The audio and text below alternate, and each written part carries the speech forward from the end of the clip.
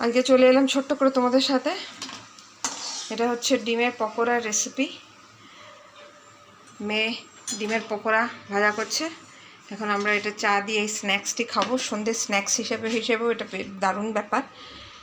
কিছুই লাগে না, দুটো ডিম, একটু বেসন, একটু নুন, একটু কালো জিরে আর কাঁচা লঙ্কা, আর যদি ঘরে চিলি ফ্লেক্স থাকে তাহলে সেই চিলি ফ্লেক্স দিয়ে ভালো করে ডোটা মানে গোলাটা করে নিতে হবে। একটু পেস্ট মানে পেস্টটা যেন থাকে মাখো মাখো করে।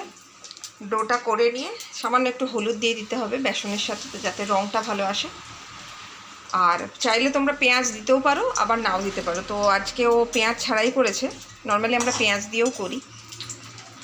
তো আস্তে আস্তে এইভাবে বড়ার আকারে ছেড়ে দিয়ে একটু কড়া করে ভেজে নিলেই হবে। তো দারুণ টেস্টি।